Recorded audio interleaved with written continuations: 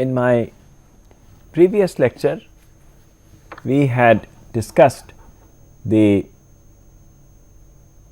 consequences of the electron having a magnetic moment which is proportional to the spin angular momentum of the electron. Spin angular momentum is the intrinsic angular momentum of the electron. We will continue our discussion from there, but first we will write down the expression for the magnetic moment for the electron, and we had said that this was equal to minus g q by 2 m into s. This is usually a lowercase s, and this s vector is equal to the spin angular momentum vector, which is denoted by half h cross sigma. Now, for the electron,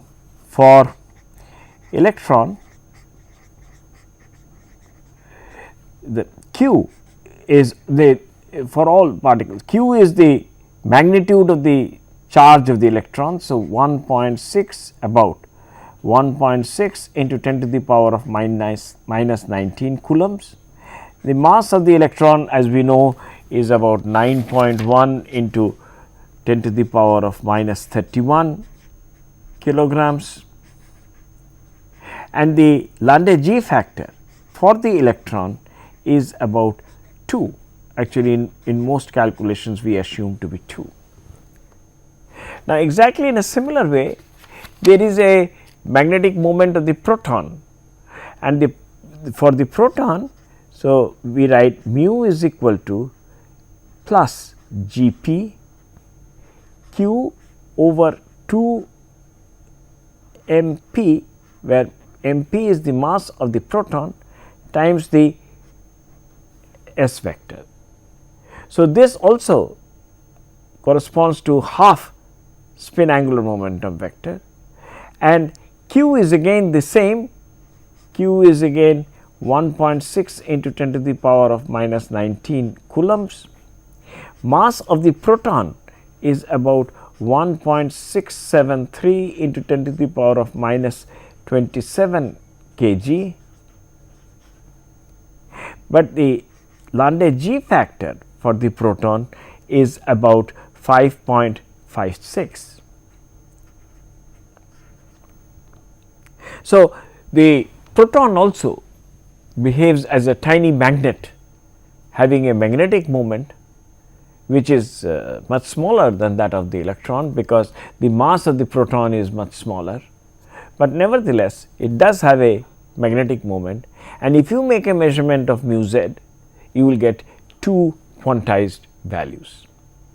Similarly, the neutron also has a, although neutron is a electrically neutral particle, it does not have a charge, but we can assume that, qualitatively speaking, that there is a distribution of charge which results in a magnetic moment of the neutron, and the neutron magnetic moment is actually negative, and it is given by the g of the neutron q over 2 m n multiplied by the same s. So, s is once again half h cross sigma, q is again the same, the magnitude of the electronic charge minus 19 coulombs, but the mass of the neutron is roughly the same as that of the proton, but slightly higher, 1.675 into 10 to the power of minus 27 kg, and the Landé G factor for the neutron is about 3.83. What I wanted to emphasize is that even the neutron, which is electrically neutral, has a magnetic moment, and if you make a measurement of this magnetic moment, it has 2 possible values corresponding to S z having 2 eigenvalues, plus half h cross and minus half h cross. Now, we will briefly discuss that if such a magnet is put in a static magnetic field, or if a neutral silver atom which has the magnetic moment of the electron is put in a static magnetic field, what will be the Hamiltonian and what will be the solution of the Schrodinger equation. So, static magnetic field, let us suppose you have a strong magnetic field in the z direction, and therefore, the Hamiltonian H 0 as I had mentioned was equal to mu dot B. So, this will be equal to the q by m. I am assuming G to be about 2 for the electron, q by this is q by 2 m into G. So, G and 2 cancels out into B 0 times half h cross sigma z. So, this is my Hamiltonian. This quantity we denote by omega 0. So, omega 0 is defined to be equal to q b 0 m, and therefore, the Hamiltonian is equal to half h cross omega naught sigma z. This is a constant. So, therefore, this is a constant. The eigenvalues of sigma z, as you know, the sigma z is 1 0 0 minus 1 or plus 1 and minus 1. So, the eigenvalues of h naught are plus half h cross and minus half h cross omega naught. So, my E 1, the two energy states is E 1 is equal to half h cross omega naught and E 2 is equal to minus half h cross omega naught, and the two eigenkets are the spin up state, the z up state, which is I denote by 1, and that is the in terms of a column matrix it is given by 1 0, or the spin down state which I denote by ket 2, which is equal to 0 1. These are the eigenkets of the Hamiltonian. So, H naught ket 1 is equal to half h cross omega naught ket 1, H naught ket 2 is equal to minus half h cross omega naught ket 2. Okay. Now, the time dependent Schrodinger equation is given by I h cross delta by delta t psi of t h naught psi of t, and I can use the separate method of separation of variables and write psi of t is equal to e to the power of minus I e t by h cross psi, and we will obtain if I substitute this here, because h naught is independent of time, we will obtain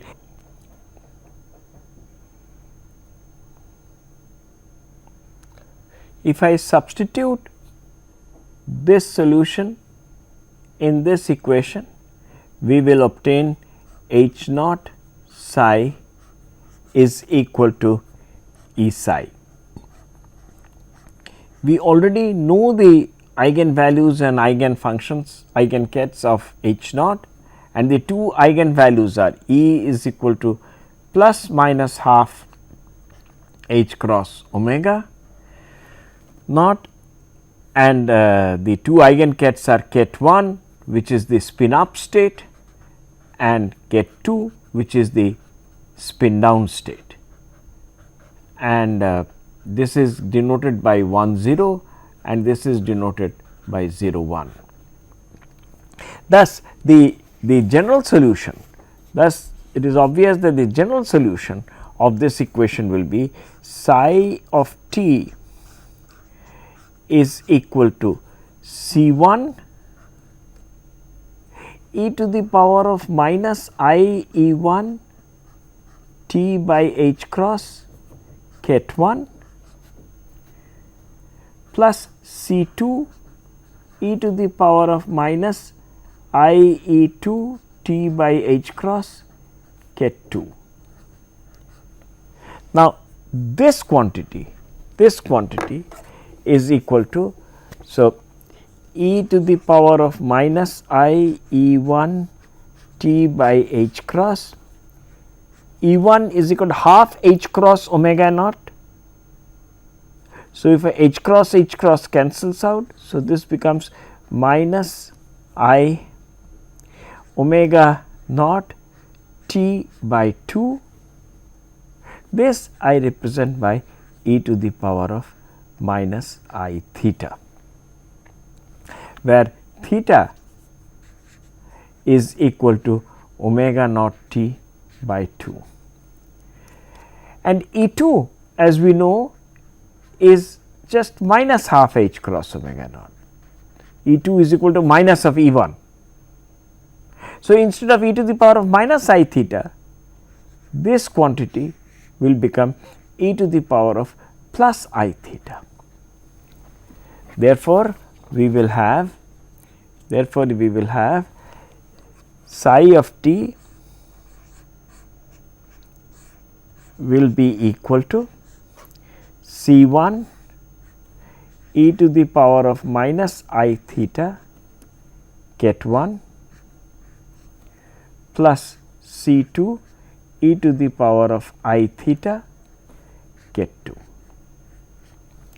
Now, let us suppose that at t equal to 0,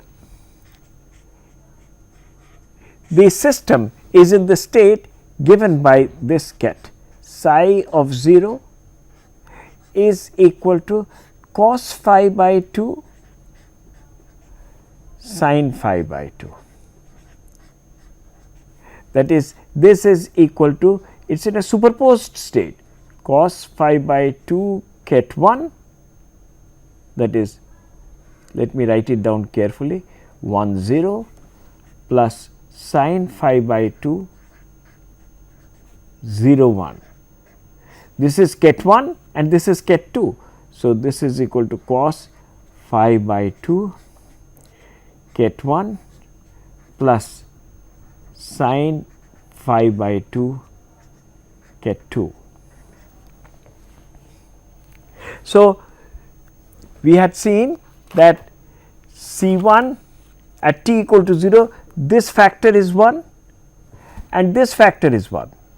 So, psi of t, let me write this down, that psi of t equal to 0 was C1 ket 1 plus C2 ket 2. So, therefore, C1 is equal to cos phi by 2 and C2 is equal to sin phi by 2, and therefore, psi of t, if I write this down, that C1 is equal to cos phi by 2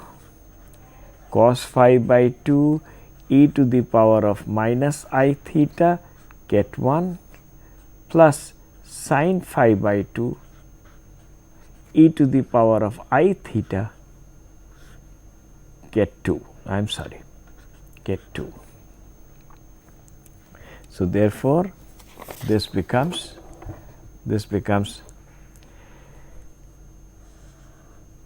cos phi by 2 e to the power of minus I theta sin phi by 2 e to the power of plus I theta, where theta, as I had mentioned, was defined to be equal to omega 0 t by 2.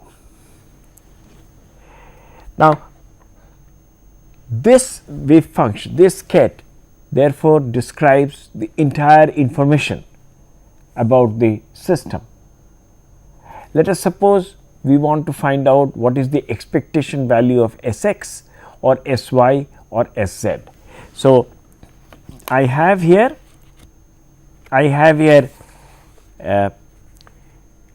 psi of t. So, I want to make a measurement of Sx.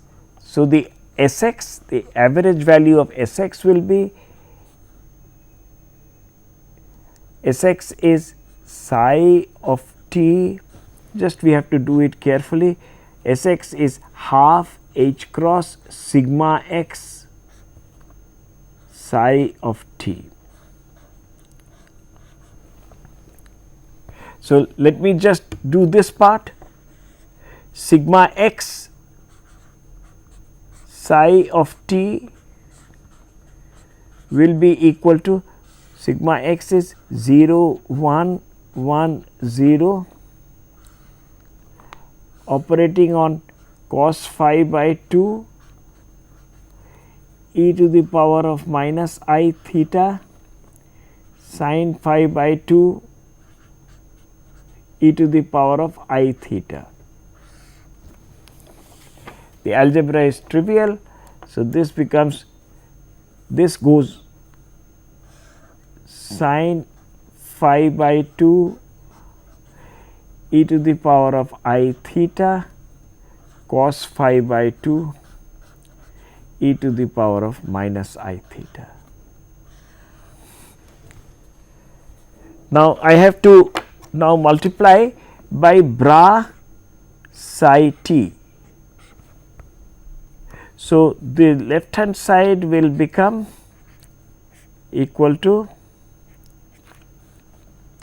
the bra will be psi t. So, this will be cos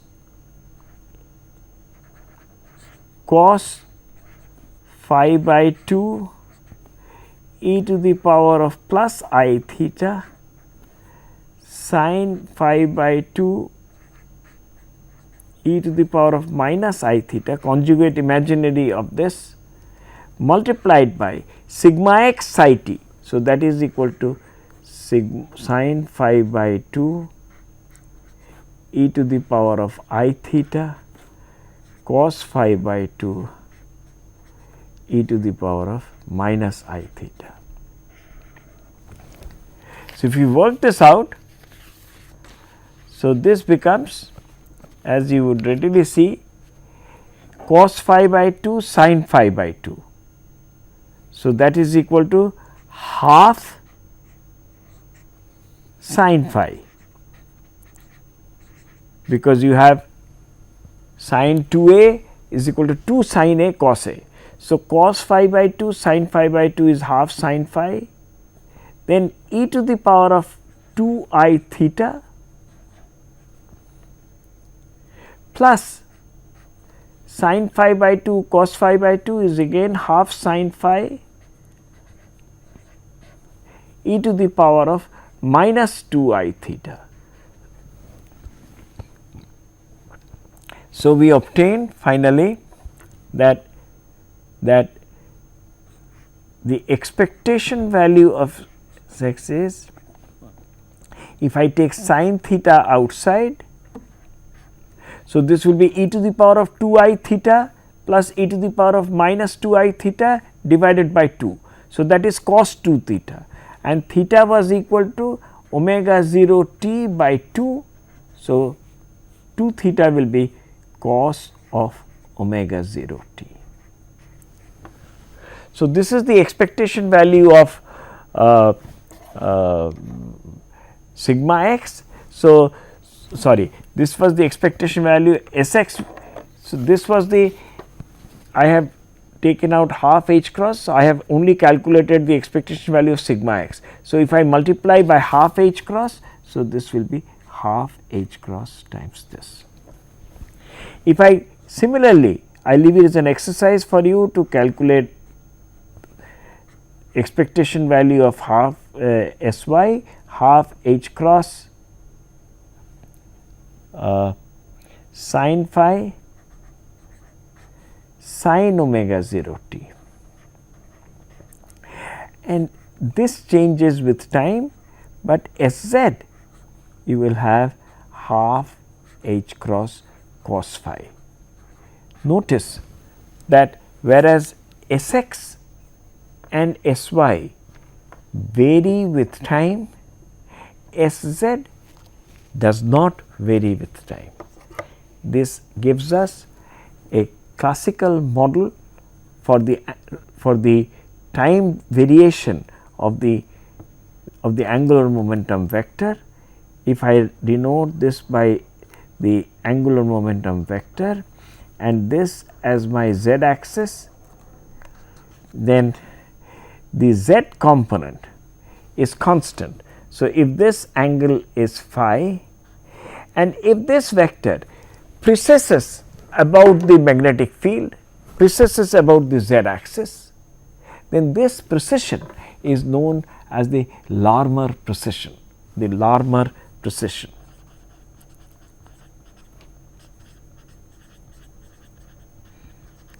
So, you can see that as it precesses over along the z axis, its z component remains the constant. So, you have this is my S vector, the z component is half h cross sin phi cos phi, and if I project it on the x axis, then the projection on the x y plane will be half h cross sin phi, which will rotate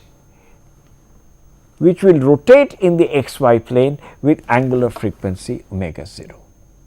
So, this is a classical model to explain this these three equations, and this precession is known as the Larmor precession, and in fact classically also one obtains the same result. We conclude this part by mentioning that in addition to we have this constant magnetic field. So, in addition to the constant magnetic field, that is B is equal to B 0, which is in the z direction, let us suppose we have in the x y plane a rotating magnetic field B 1 cos omega t and B y is equal to B 1 sin omega t. So, this is known as a rotating radio frequency field, rotating RF field, radio frequency field. Then we can similarly, in the presence of this, we can again write down the Hamiltonian minus mu dot B, but in this case the Hamiltonian itself will be time dependent, but it is a two state problem. It is really a very straightforward problem. It is solved in our book by myself and Professor Lokanathan, and I leave it as an exercise. It is a very nice exercise. I would like you to show that the C1 t mod square comes out to be cos square gamma t, the coefficient. You see, we write the solution as psi of t is equal to C1 of t. Now, here you will have the coefficients will change with time, because the Hamiltonian itself is a time dependent quantity. So, C1 of t ket 1 plus C2 of t ket 2. So, then you will find that mod C1 square t will cos square gamma t plus delta square gamma square multiplied by sin square gamma t, and the final result is C2 of t mod square is equal to omega 1 square by gamma square sin square gamma t, where delta is equal to half into omega minus omega 0, half into omega minus omega 0. Just let me check this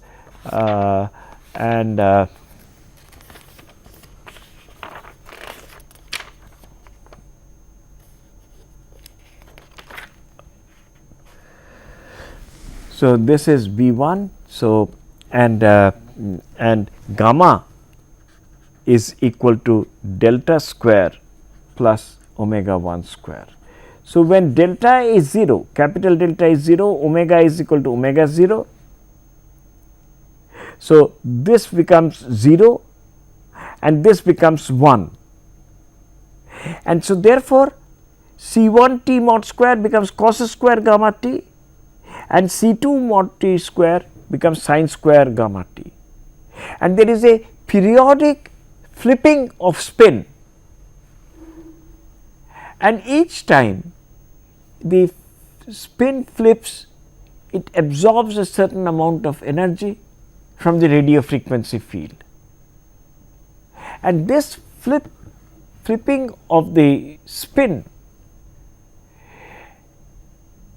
allows us to determine either the magnetic moment of the substance, of the proton or of the molecule, and or the strength of the magnetic field.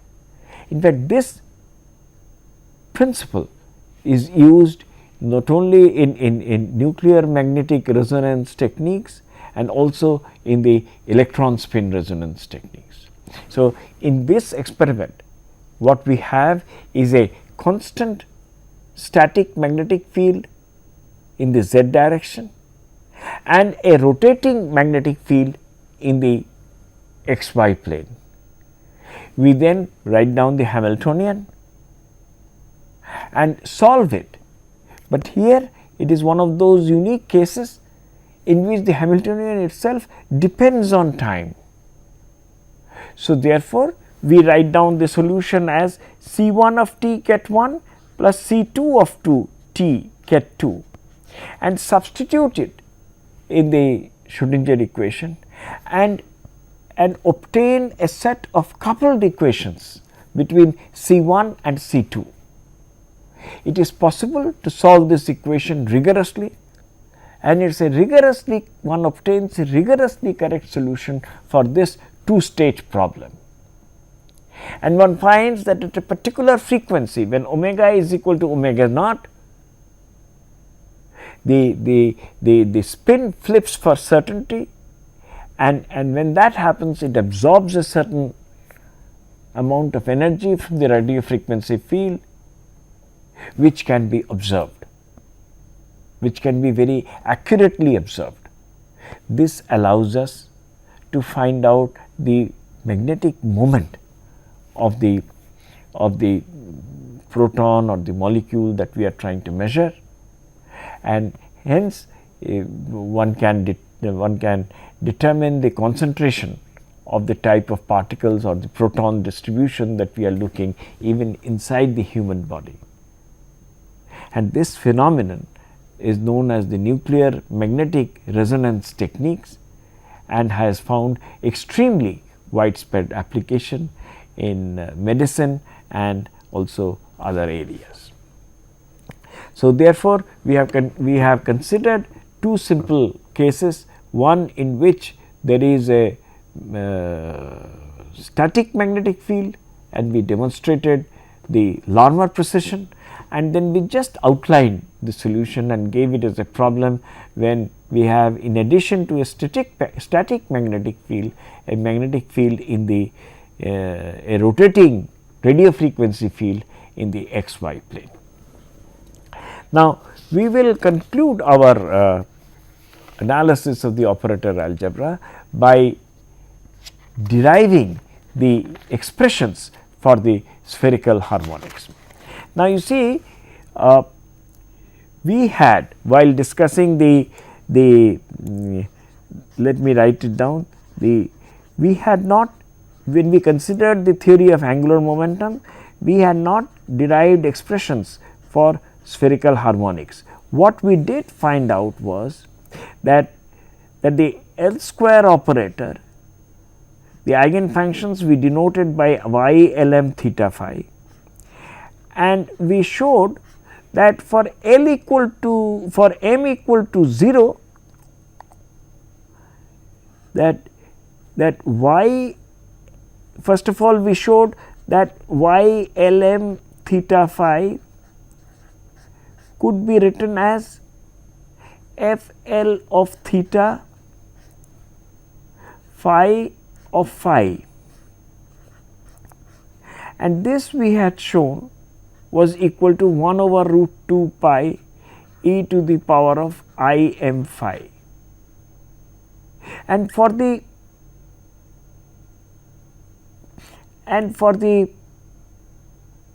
eigenfunction to be single valued, m can take the value 0, plus minus 1, plus minus 2, etc.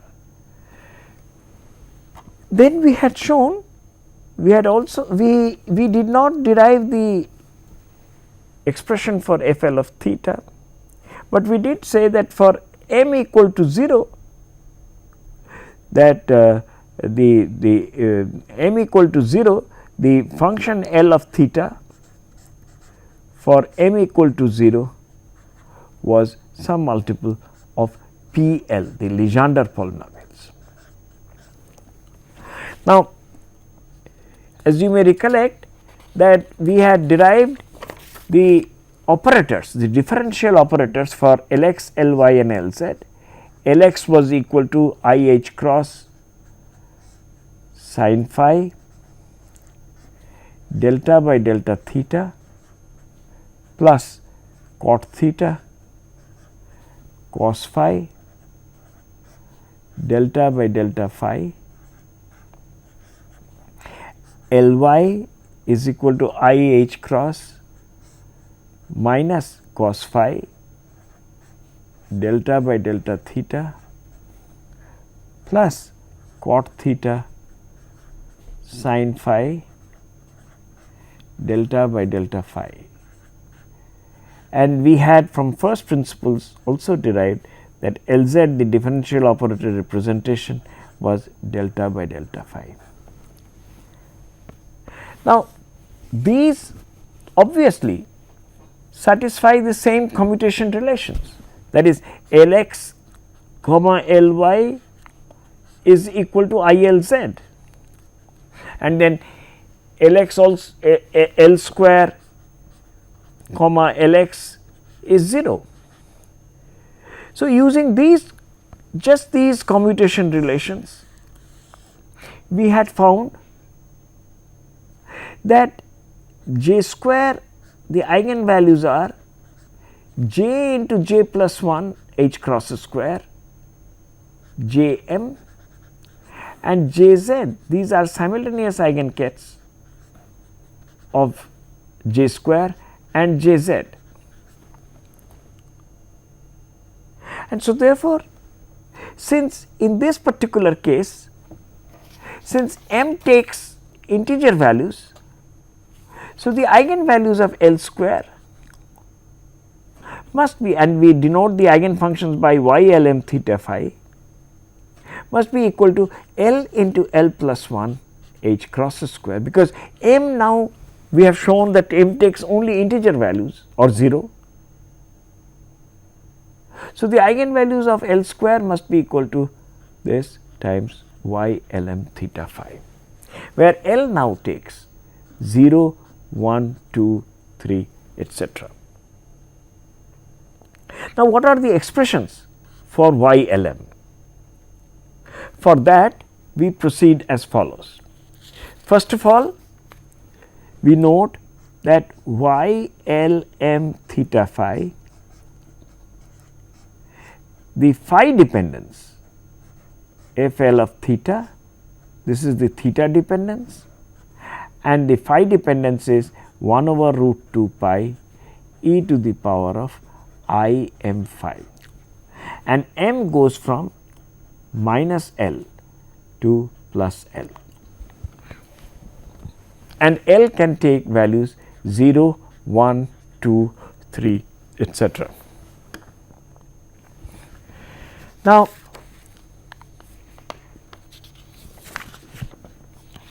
from this equation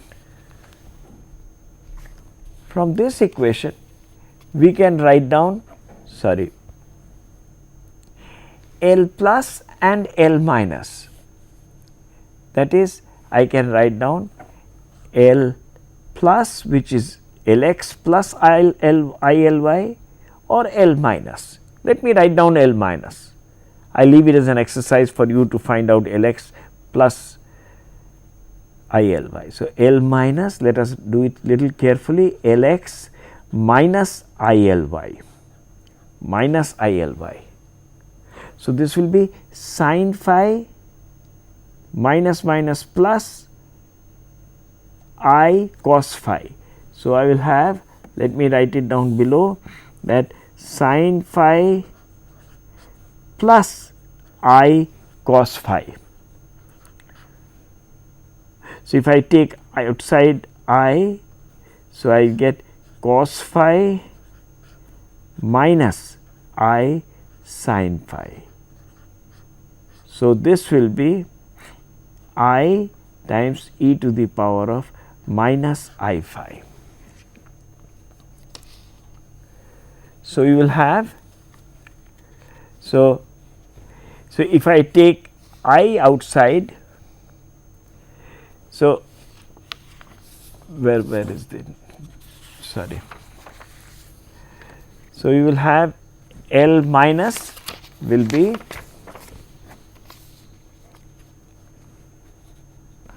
L minus will be Lx minus IL phi. So, you will have I H cross I e to the power of minus I phi delta by delta theta plus cot theta cos phi minus I sin phi. So, cot theta e to the power of minus I phi delta by delta phi.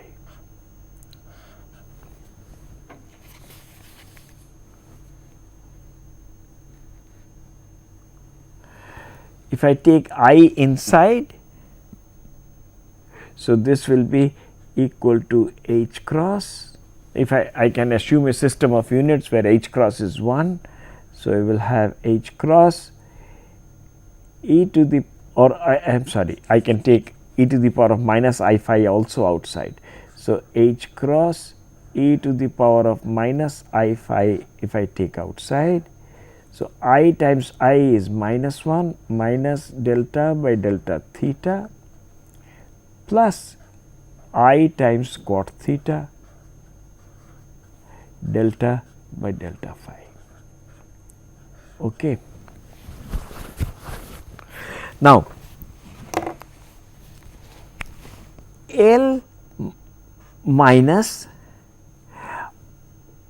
y L when m is minus L, we had this relation that j minus j m is under root of j plus m. So, m cannot be less than minus L, and also from this relation L j plus m will be L minus L, that should be 0. So, this operating on this will be 0. So, L minus operating on y L minus L must be 0. Okay. So, therefore, this is just a factor. So, I can neglect this, and you must remember that. So, let me write it down again. So, therefore,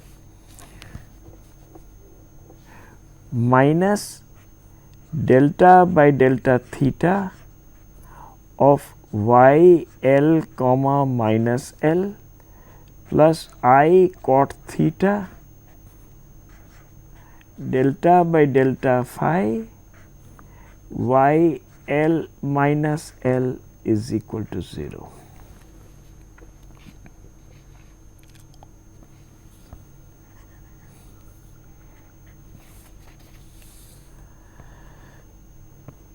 But we know that y L comma minus L is equal to f L theta 1 over under root of 2 pi e to the power of I m phi, m is minus L. So, minus I L phi. So, this tells us that if I differentiate this with respect to theta, so you get d f L by d theta with a minus sign, and if I differentiate this, so this will be I times minus I is plus 1. So, plus 1 L times cot theta f L of theta is equal to 0, and this root 2 pi and this factor cancels from both the terms. I hope this is clear. So, I take this to the other side. So, the minus sign goes out. So, 1 over f L theta d f L by d theta is equal to L cos theta by sin theta. So, if I integrate this, log of f L theta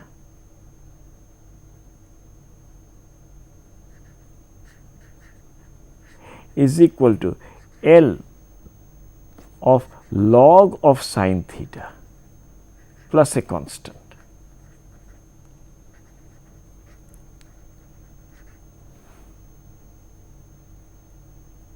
So, this is log sin theta to the power of L.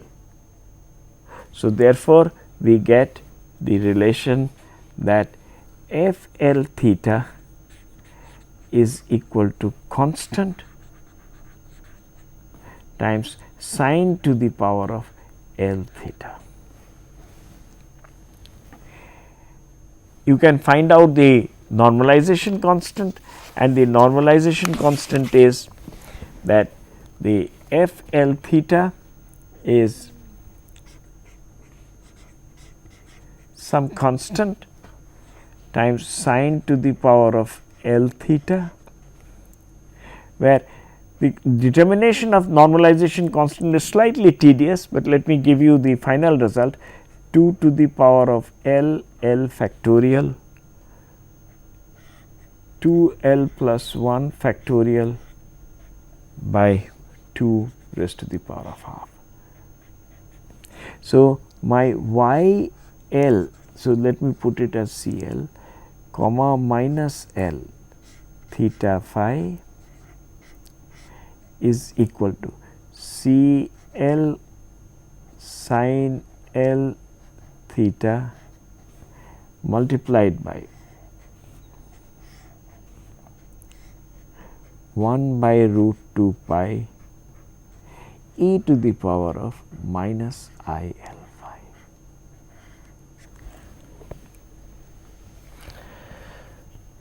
We have therefore a complete expression for y L comma minus L. Now, I can now use ladder operators to find out higher y other spherical harmonics. For example, L plus, as you know, J M,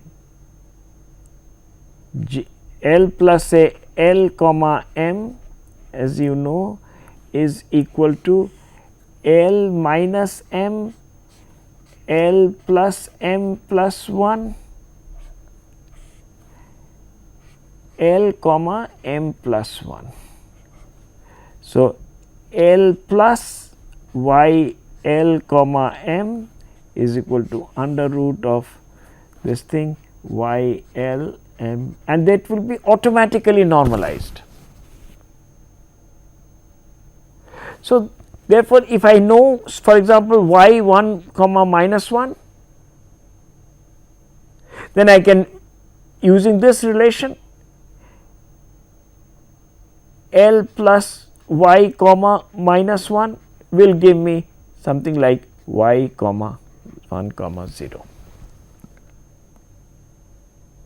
So, I hope I have been able to tell you a very nice method for obtaining without solving any differential equation.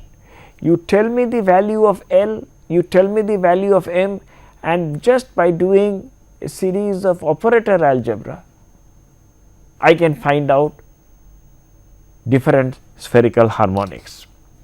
As a simple example, you get y1 minus 1, that is L is 1, L is 1 and M is minus 1. So, you have here, so C times sine to the power of L theta, that is sine theta 1 over root 2 pi e to the power of minus I phi. You can immediately calculate the value of C, and the final result is 3 by 8 pi sine theta e to the power of minus I phi. Now, you have L plus y 1 minus 1. So, this will be equal to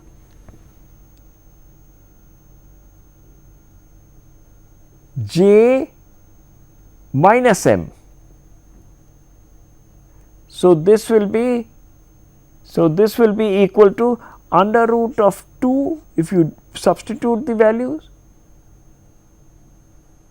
and this will be equal to y comma 1 0, because you have j minus m will be 1 minus minus 1, that is 2, and j plus m plus 1, that will be just 1. So, y 1 comma 0 will be 1 over root 2 L plus, and the L plus operator is e to the, if I assume e to the power of I phi delta by delta theta plus I cot theta delta by delta phi operating on y 1 minus 1.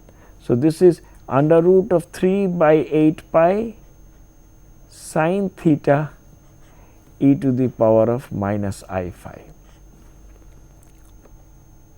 So, I differentiate this with respect to theta, I differentiate this with respect to phi. It is a very simple algebra, and once you do that, you will get under root of 3 by 4 pi cos theta. And you can see that you will have e to the power of minus I phi here and e to the power of I phi. So, there will be no phi dependence, and this you should have expected because m is 0. So, you will have just this, and this is proportional to PL of cos theta, P1 of cos theta, P1 of cos theta is just cos theta. What I am trying to tell you is that in fact there is another formula y L comma 0 which we have said that this was constant times P L of cos theta multiplied by, I think the under this factor is 2 L plus 1 by 2 into 1 over root 2 pi e to the power of m is 0. So, this is the, so y 1 comma 0 is equal to 3 by 4 pi, 3 by 4 pi. So, 2L plus 1 is 3 into 2 into 2 pi is 4 pi, and that is cos theta. Now, I can immediately write down what is y comma 1. So, L plus y 1 comma 1, sorry 1 comma 0 is under root of j minus m. So, that is 1, and that is square root of 2 again, and then j plus m plus 1, that is 2. So, this is equal to y 1, the m value has to increase by 1. So, y 1 comma 1 is equal to 1 over root 2 1 over root 2, and L plus operator is e to the power of I phi delta by delta theta plus I cot theta delta by delta phi. This is the L plus operator, that is L plus, which is equal to Lx plus ILy, this operating on y10. So, this is 3 by 4 pi cos theta. Since this is independent of phi, so this term is 0, there is no phi dependent term here, and cos theta will become minus sin theta, and there will be e to the power of I phi. So, this will give me an expression for y11, and the final expression will be, just let me look at the book, and this will be, just one second.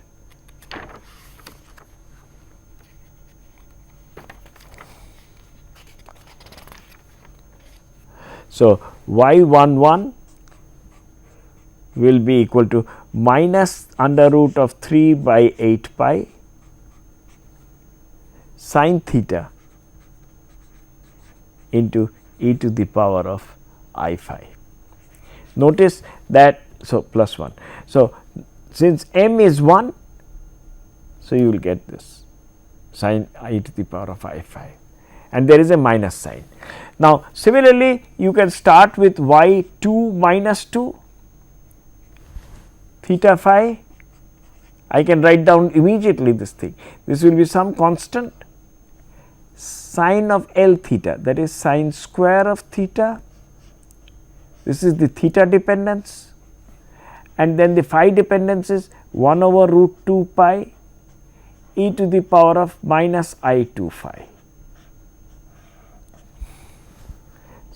So, now you operate this by L plus operator. L plus y2 minus 2 will be equal to y2 minus 2 is L is equal to 2 and m is equal to minus 2. L minus m is, L minus m will be 4, and then L plus m plus 1. So, that is 1. This into y2 minus 1.